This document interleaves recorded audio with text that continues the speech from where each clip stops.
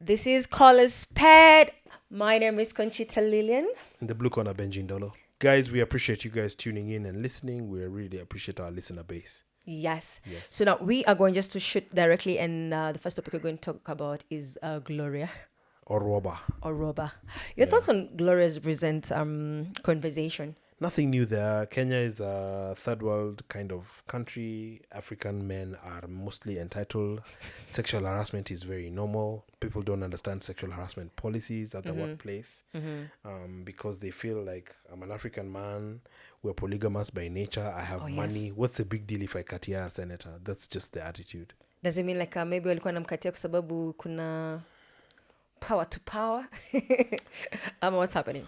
Because she's available. Because she's within. She's someone you see every day in parliament. You sit in committees. You go on trips, etc. So that's why it's a matter of opportunity because it presents itself. But what about the lawsuit, the 10 million defamation? Don't you think that was too much? It's not even too much. It was just too much in the sense that it was an injustice. An injustice in the sense that it makes the clerk look very innocent, Nyegenye. Whereas, like I said, it's just normal stuff to be doing this monkey business in Kenya. It's very normal to be banging your secretary, to be tongozing an intern and all of this funny stuff. It's just like in Kenya, that's seen as no crimes. In Nigeria, so it's more Sudan, like a rule that like is known, but it's not spoken about. So now the reason for that judgment is because you want to gag the accuser. You want to threaten and intimidate them. I'm not on Gloria's side. I've never met her. She's not my friend. I'm just saying state of the nation the way it is. I think it's pathetic at this time. Yeah, then now and justice is elusive in the courts. Yeah, for me, I really feel bad for the victims because, like, if they can silence an entire senator, what about what about just a girl working in a small company? Yes. Yeah, it's always a signal and a warning shot that if this happens to you, just learn to shut the hell up and go away. Don't say because anything. If you come after us, we'll destroy you. Yeah, we'll give you, like, you pay us 10 million for defamation. That's what happened. Do you remember the book many years ago about Be What? Yes. And so they just slammed 30 million on a bookstore to gag the bookstore because Be What is a very powerful person and a big time sinner in the Moi administration. His sins were known, man. I'm choosing my words carefully. I mean, I'm just trying to be lenient. Subaru, lakini ya Be What equal Subaru. Ulikuwa 6x forest. Kukua tu lenient kiasi. Which is good, okay. Yes. So now, there's one of the other things that she was talking about during this entire time was, what is it called? The per diem that people in the government that get to be paid. That is like $1,200 to 200 to 1,300 USD for, per diem. Yeah. And then also how exaggerated the flight tickets are. They fly business class. I've worked in the government, so that's no news. And one of the particular person that came here on they even do private jets. Must be nice. No wonder watakingi kutoka huko ndani. Yeah. The other person that she talks about was about Karen Nyamu, who is always in every single trip. Exactly. If I may ask, what is her qualification again? Who's Karen's? Yeah. She's just a lawyer. A half-baked lawyer. She's a lawyer? Yes, she's a lawyer by training. Oh, really? Yeah. See, I never knew that. Yeah, exactly. I really wish she could show us that side of hers. Yeah, she doesn't care. Yeah, sad. so it's ridiculous. So obviously she's there for other benefits and for other monkey business. So she's entitled to move for any trip. So kama saizi, if I was her, just like... It depends on your relations with the speaker, the clerk, which is what Gloria was saying. So is whom you know within the government. In Kenya, it's called kimenyano. And that thing is it's a culture, who you know. Yeah, I get a lot of requests. Benji, I know you know people. I need this. Do you know someone here? Do you know this? So some of these things are not easy to undo, and it's really crazy. It's the way it is. Anyway, speaking of crazy, Moses Kuria has resigned. And yes, oh my God, I told you before, I wish the number of times that he has announced his resignation was the same as the number of times that he announces his achievements. So he announced his resignation so many times. Ni kama naamka leo, sasa nimeresign. Anaka 30 minutes, niaje wadau, nimeresign. Kidogo go like, niaje, did I tell you? Nimeresign. And you're like, okay. Did you resign? Oh, He was were you expecting an earthquake. fired? He was expecting an earthquake, and I don't think that he's had a fight with the appointing authority, the president. I think the resignation is designed to cause a bit of upheaval and a bit of division in the mountain, so to speak, Murima. So perhaps what the speculation is that he's supposed to divide the vote, and But do you think he really has the power to divide the votes? I mean, like Gachagua has They'll done try. his thing. sometimes it's not about the power, it's about the trying, it's about the audacity. So I think they'll try, but the mountain is also, Kikuyus are also, there's a way they think, there's a way they operate. So I wouldn't put my bet on that working. Yes. So ideally, it's mostly like the speculation is that it's a game plan. Something is coming up. Something is cooking. Yes. With this government, something is always cooking. Yes, and it's for the benefit of Ruto. Really? Yeah. Huh. So that's the strategy. Like I said, I don't know if it will work, but one must try. Yeah. Interesting. Very. Okay. Yes. Now let's talk Gachagua. My God. I like how you just sequence all your topics. They're just in your head. Such a trained journalist. No. Gachagua the headache. Oh my God. Okay. Aende asiende. Sasa unajua pale kama cousins. Ni mwizi yes. My question is, Gachagua has this narrative whereby he's putting himself like the leaders of Gen Z. What's up with that? That's misplaced.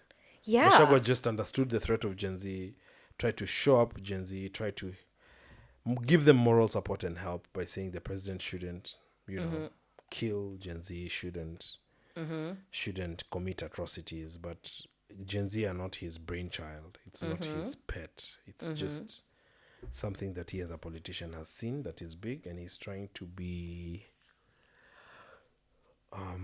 the word is opportunistic, to take advantage. But you see, first of all, he's a very opportunistic person. Let's start with that. Yeah. You can be able to see from the onset, even like during the time the first Gen Z movement that happened.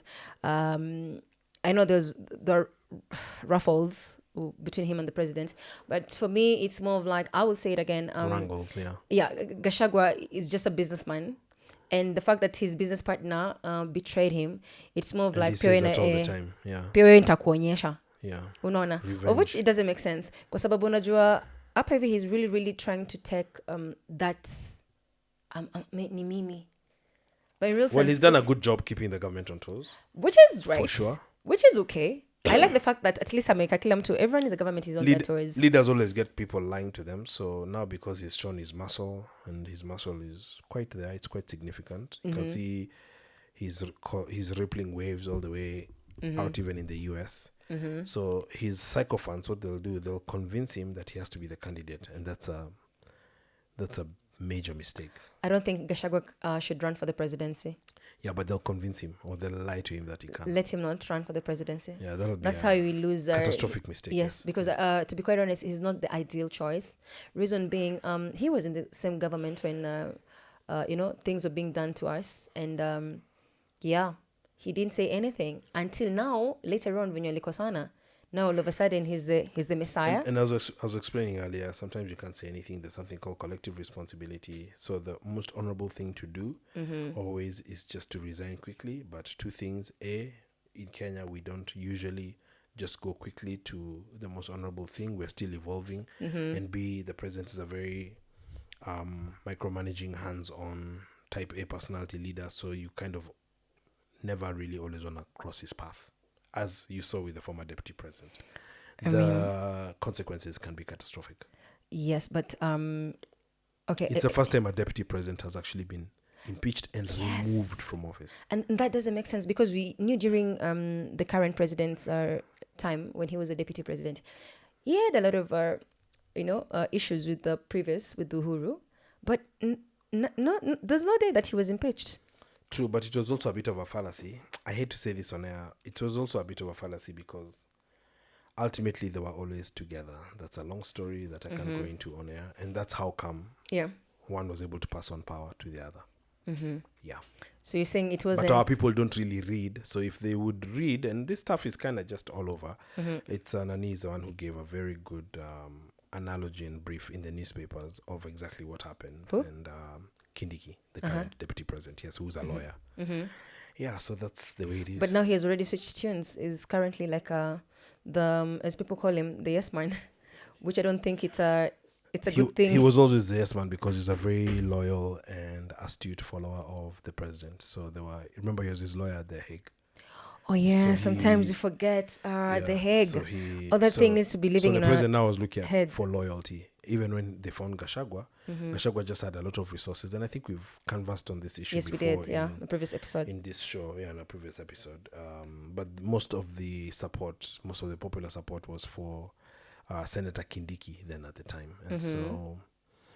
Yeah, Jubilee have played a very complex game. Jubilee have been in power since 2013, around April 2013. They've played a very complex game. And I mentioned this to you earlier, where we should never imagine that Kenyan population is elitist or is highly educated and polished, etc. Majority of our people are not very well schooled. They don't have degrees and all this stuff. They're not scientists. So half the time, they don't even really understand what the hell is going on.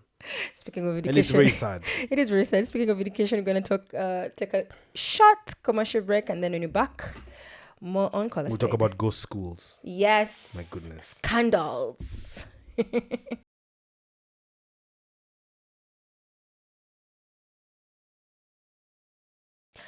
Welcome back to Call Us Spade with me, Conchita.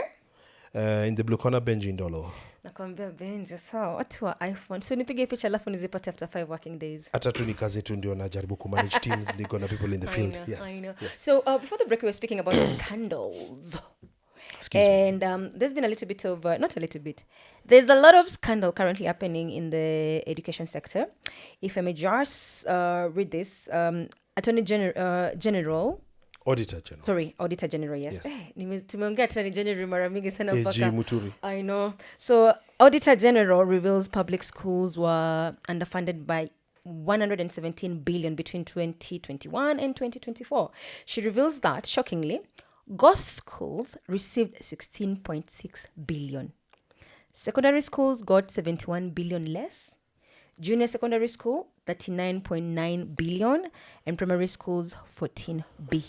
So two things are happening simultaneously. Number one, dilution of education. You're diluting education so that whatever education people are getting, because it's underfunded, is lower quality education. That does not only have an impact on how people think and speak, but it also eliminates such crucial abilities as critical thinking and critical analysis. Pedantics, how you learn, how you process information. That's number one. Number two, you also have fraud. Outright fraud, where people set up ghost schools, and then you have links in the ministry where the money is coming from. Some of it is donor money, and then you funnel it out to a ghost school in Eldamaravine, in Turkana, in Machakos, in Kiambu County, and then you withdraw the cash and you go and use the cash to build a house. Tumefika mahali tunaibia watoto. Exactly. So you're actually stealing those kids' future. Yes. There's no outrage because I had tried to mention this at a different forum. There's no outrage because this scams actually began under Professor Sam Ongeri. Some will argue even before. Sam Ongeri was a minister in Kibaki's government. You haven't seen outrage from the president because all these guys, even if they're on different sides of the coin, Kibaki was Moi's vice president. Moi was Jomo's vice president. Jomo worked with the colonial power, the British. Uhuru was in Kibaki's cabinet, and the current President Ruto was in President Uhuru's cabinet. So there's a way all these guys are all intertwined. They're family. They have made money together. They've had all their best experiences and lived their best lives together. So it's just a matter of just being on different sides of the same bloody coin. That's the truth. Kuibia watoto sasa inafaa kukua very... It's something that has been happening. So It's not outrageous. It's not outrageous. That's the thing. Can you imagine? It has reached a point whereby we are so much accustomed to the term billion, it's like it's nothing. Yeah, people forget that 1 billion shillings is, for 27 years, every single day you spend 100,000 shillings. That's the definition of a billion. That? Yeah. But now here now it billion is. is thrown around. Yes, it's thrown around like it's nothing. If 17 billion in fuel levy, scandal in edible oils, blah, blah, blah. So people even forgot what is 1 billion. It's a lot of money. It's sick.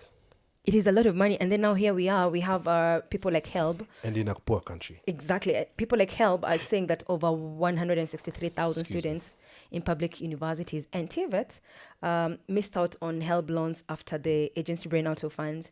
It also said that it had 13.7 again billion deficit in the financial year 2024, bless you, 2025, and once that most students may defer or drop out due to lack of support. You just get the general feeling that the fiscal management in this country is very wanting, and especially if you look at it from the perspective of the president saying, his former boss Uhuru, they've borrowed a lot. These guys are not serious with public office. These are just jokers. They are drunk, etc. Yeah. The expectation then of him was very, very significant that he would be running in a very different direction. But now he's got Kinandi there. Instead of focusing on economic policy, they're just focusing about building a church, being defensive and ranting on social media and being angry and bitter all the time, and fuel prices going up. And building churches. It's so draining. And building churches. And building churches on public land. Which doesn't make sense. And for me, you see, the issue I have is the fact that I think by now... And when you ask him, he says, it's my own money. That lots of mistakes. The president has made a lot of mistakes. Yeah, he's making a lot of mistakes, but I don't understand. For me as a leader, I feel like education should be one of the key, sector to be able to focus on. Let's look at the CBC, the model itself. I don't know if they thought through it in terms of like working and all that. I happen to be one of the people who like CBC. I've had a lot of criticism CBC, of it. Yeah. But if you're to say that we are being all inclusive, it's not a fair system. In fact, my friend was trying to transfer her daughter to Cambridge. Literally just yesterday, she tweeted about it. And it was like, Mommy, I'm so happy it's CBC. Yeah. It was interesting. So she tweeted that out yesterday. Eunice, hi, how are you? Yeah. But again, like I'm telling you, it is a good system, which I like. And for me, I see... A lot of people don't like it. A lot of people don't like it because it's not fair to everyone. I think it's also expensive. It is very expensive. In the sense that, for example, they say, Toto want to learn how to vaccinate chicken, and so come with a chicken, that kind of thing. So I think my very pedestrian analysis is CBC is a very good system in semi-developed countries where it's resource intensive. Yes. Like you just like now in maybe Venezuela. This should be something. You say come with a chicken, or kids just bring a chicken and bring. It could be something whereby if they were not defunding, schools. But now in Kenya, where we're also a bit petty, you tell a kid bring chicken, then also the kids are like, by the way, all these chickens. So who actually eats this chicken? What happens, etc. So we easily lose the point. We'll easily miss the point. Yes. But all I'm saying is that it's not a fair system in terms of like, especially for those people who are not not well off. But that's what I'm saying. I mean, a lot of families in Kenya just go by on $1 a day. Because I'm just saying, like, if right now, if people cannot be able to pay, it's called what, Afuliza or Hustler funds. Yeah. Are you sure they're going to pay for that help? I want to press. Akuna chapa. The university funding model has been. Yes, it's been talked about from day in, day out. And to be quite honest, for the universities right now... those are big things. For the universities right now, I will blame the university leaders. I miss the time, Kitambo, whereby universities would make demands and they were really, really on the ground in terms of like, this is what we want and this is how it's supposed to work. So nowadays, you don't even know who's the nowadays, leaders. because we've become a poor country where everyone's thinking about money, right from the top to the bottom. The president is thinking of hustling.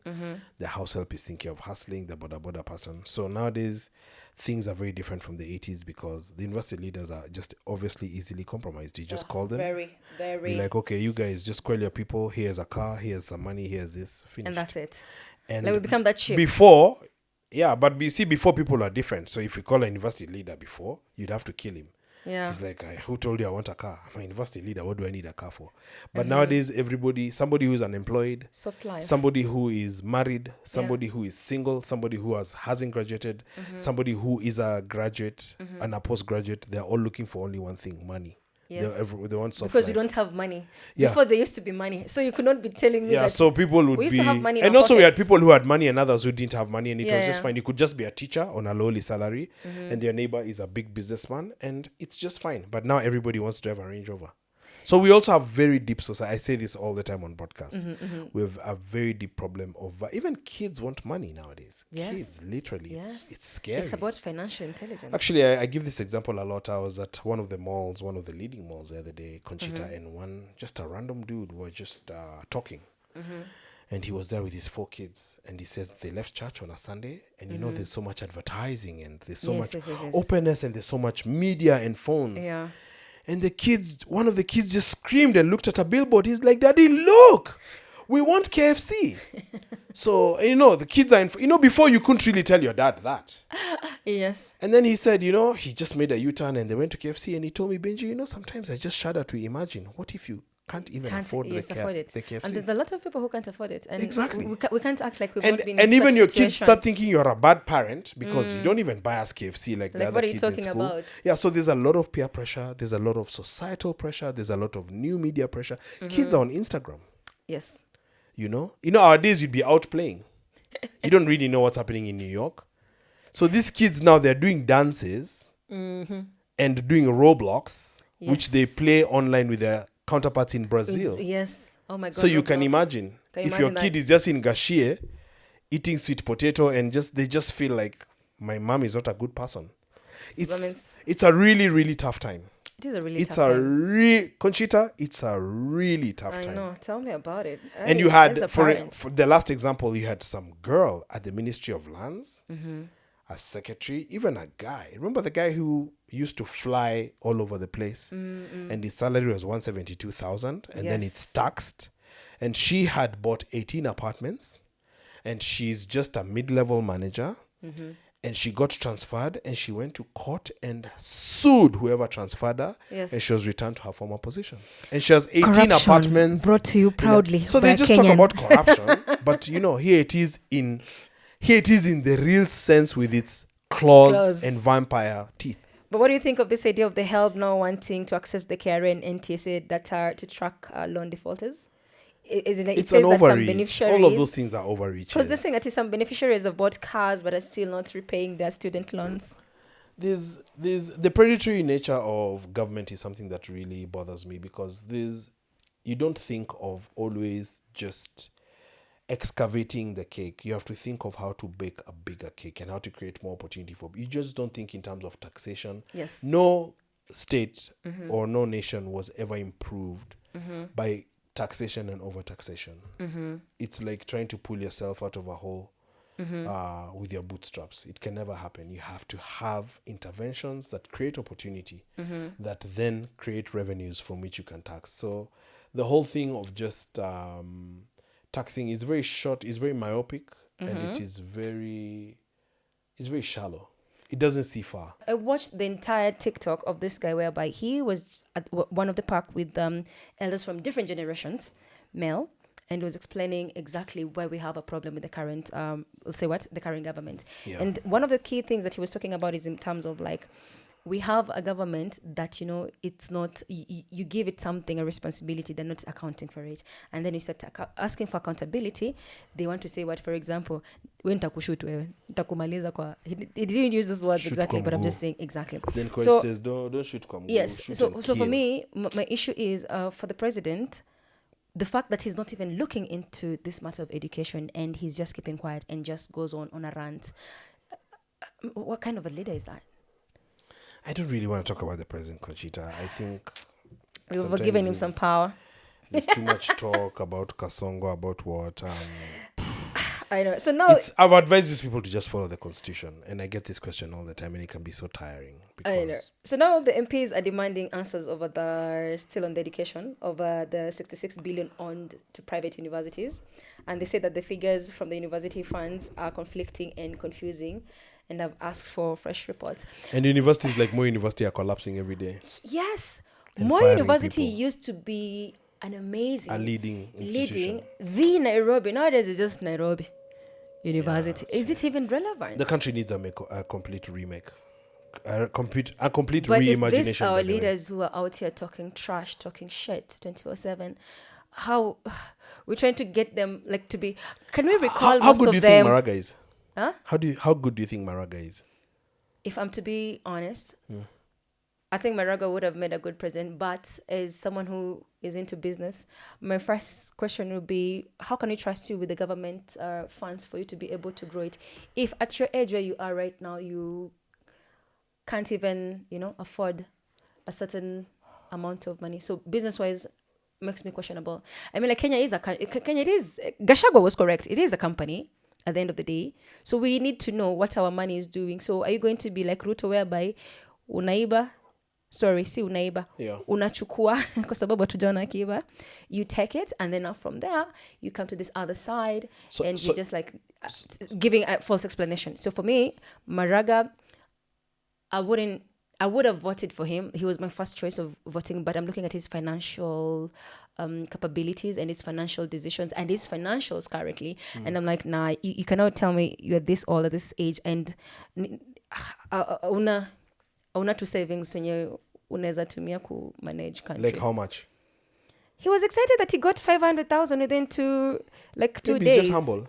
Yeah, he's just humble, which is okay. But can you show us, with Maraga, I need him to show us more of like strategy rather than just the grandfather. Like, I love that about him. Like, he's a dad's dad. Yeah, you true, know? he is. But you feel safe in his hands. Yes, you feel safe. In but whose at the end of the day, hands are we safe?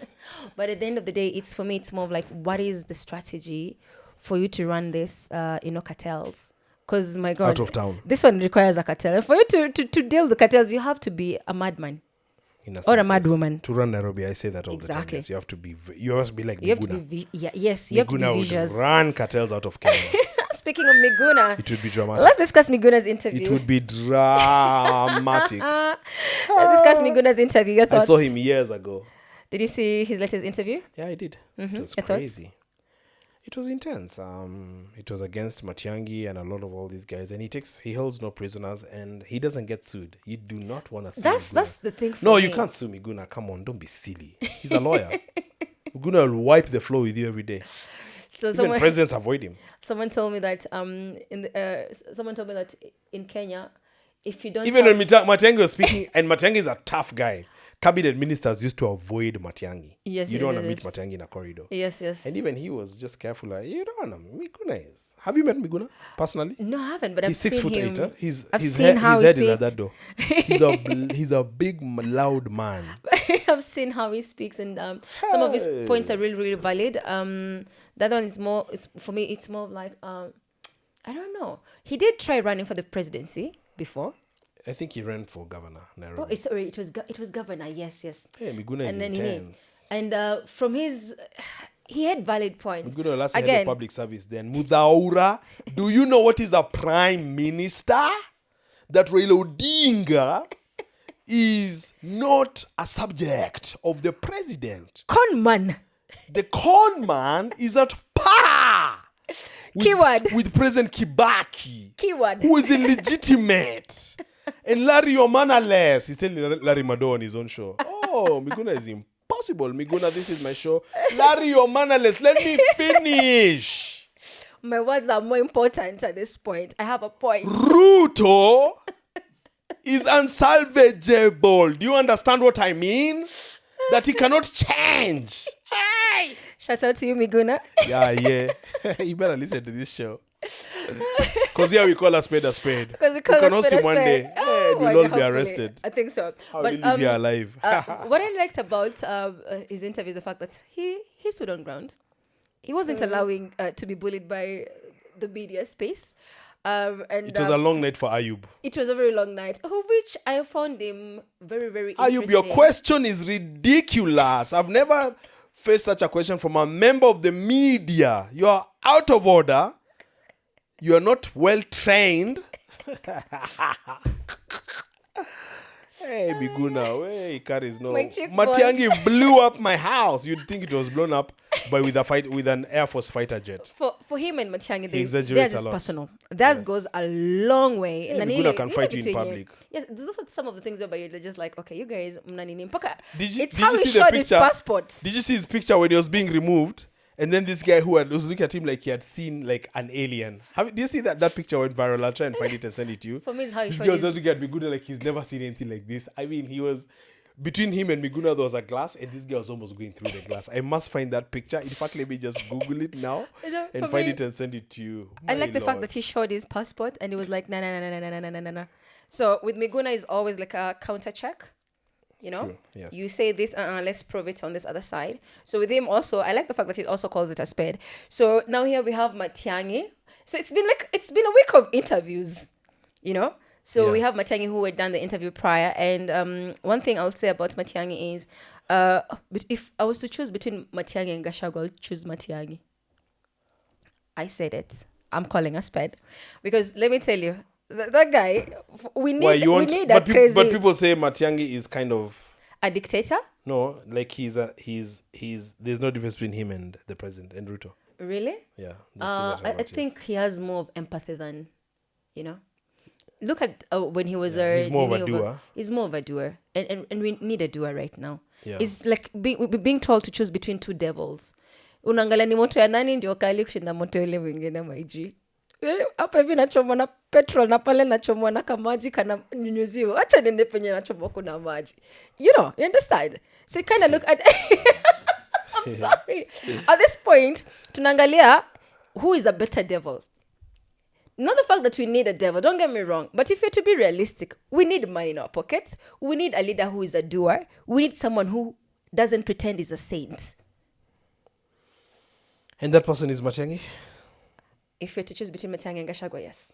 Of course, yeah. I don't think there's any choice about yes, clearly at this point. And for me, Maraga, oh my God. Why are we even talking about Gachagua? When you're impeached and removed as a deputy president, how are you even running for office? You shouldn't even be eligible to run for public office. And I think that at least for 10 years and possibly forever. That was the idea for him to be impeached, because I think that they knew that he would have been on the opposition, come to the other side.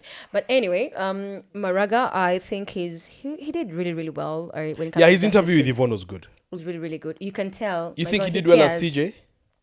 Yes, I did. He stood for... He did. Constitutional order. Yes. He stood for rule of law. For sure, he stood for that as a person, as a CJ. He did. What he didn't do is he refused to go after corrupt judges. Yeah. He shied away from that completely, and I never understood why. But was that the time whereby a crazy woman went to the court and like, niko na mtoto wake? Yeah, but those are just theatrics. Those are distractions. Yes, from the whatever. Yes, from now the deep state. This government so that nobody even believed that. Mtu aseme kuna corruption, alafu mnamwekelelea kakitu Kenya kako. Nobody believed that at all. What he could have done is he could have gone after corrupt judges, and he completely shied away from that. I didn't understand why. Maybe those blackmail. We don't know behind the scenes at this time.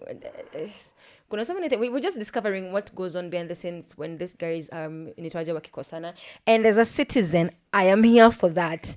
Like, tell us your secrets. You must be are you on Instagram? You're here for the tea. I am here for the tea. I'm sure you follow Maverick Aoko. Jeez, I like that. I like her because masala tea. Her masala tea is always really, really good. Hot, yeah. Yeah, it's hot, and I like it because she serves it as it comes. She's smart, but she's crazy as well. Another Miguna. And I always say, if there's something that is very, very incredible, is a smart, crazy woman. True. Yeah, that is always what she did. That's powerful. Let's not talk about that here. Next. Yeah, we'll do next question, so we can wrap up. So now, to wrap up, something happened between EPRA, Ndindi Nyoro, and Mbadi. They're overboring. First of all, these guys. Mbadi. Yeah, they're overboring. The fuel prices are a mess. So the fuel prices are a mess. They're the driver of inflation. Mm-hmm. They're the biggest contributor to a broken economy, because I did the work on this before the EPRA formula was put into place. Mm-hmm. Most Kenyans who earn not much at all, they spend their most money on three things: transport, rent, and food. Yes. And all of those have fuel as a factor. Yes. Because food is distributed using transport. Of course. And electricity, cost of production, etc., also uses diesel for the generators, the tariffs. You find that we cannot really compete even with, for instance, Egypt, South Africa. Yeah. So fuel is a big problem, and it's just a matter of having the real political will to cut down. If it was me there, I would cut fuel prices big time. So let me play this clip to correspond with the world markets. Let me play this clip, then we can be able to discuss about this fuel from. We saw the fuel prices going up yesterday drastically, and the explanation that was given by government is not accurate, because blaming the global oil prices is falling short of what the reality is. Because for the last 1 year, the highest fuel prices we have seen were actually in June 17th of 2024. And in this calendar year, the highest prices we have seen were actually in January. But having said that, it is important for us to know that out of what Kenyans pay at the pump in terms of fuel prices, around half of that money is in terms of taxes and levies. Over 80 shillings of what people pay for petrol prices, over 80 shillings goes into taxes and levies. And of what Kenyans pay for other products or fuel other than petrol, over 76 shillings again goes into taxes and levies. In an oil-producing country like Kenya, the only tool a government is left with is altering the levies and taxes. This is where the problem is. The government of Kenya actually added a new levy last year of 7 shillings in the fuel prices. And how the government works is that time when the fuel prices are coming down, actually that's the reason why Kenyans never felt the global deceleration of the oil prices. Because it's around that time that the government introduced a secret 7 shillings in fuel levy. That is partly one of the problems why the fuel prices are going up.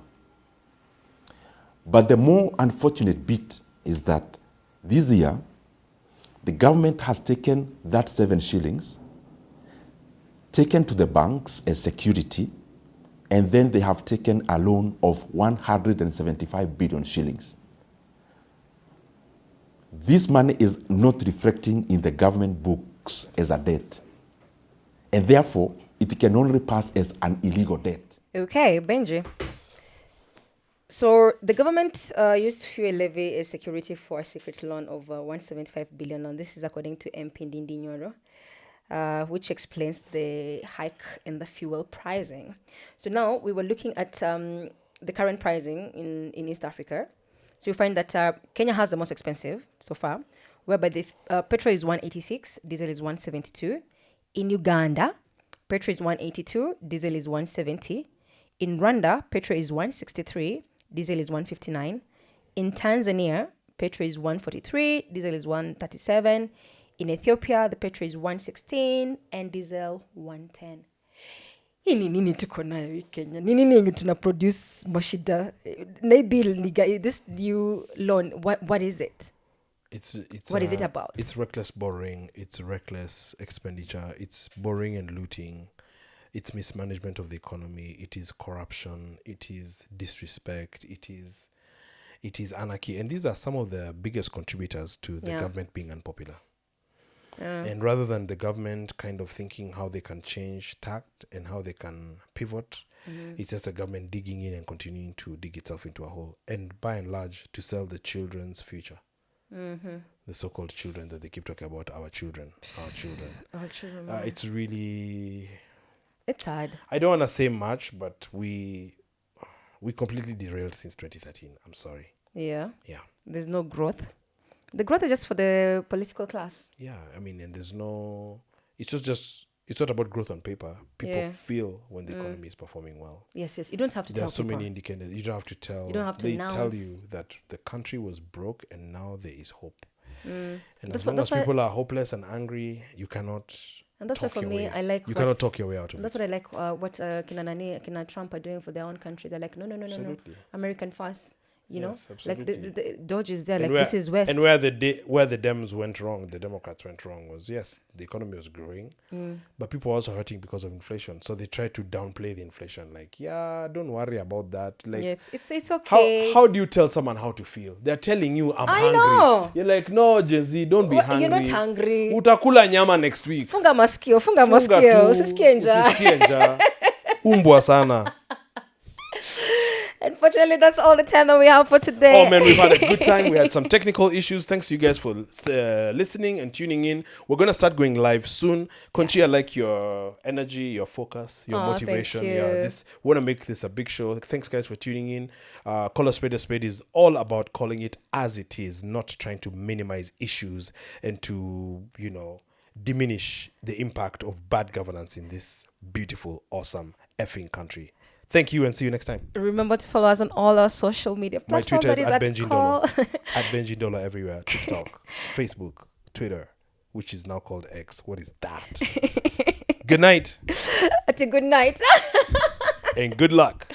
Remember to follow us on all our social media. That is at Call Us Spade throughout Instagram, TikTok, not yet on X, but very, very soon. And subscribe to our YouTube channel.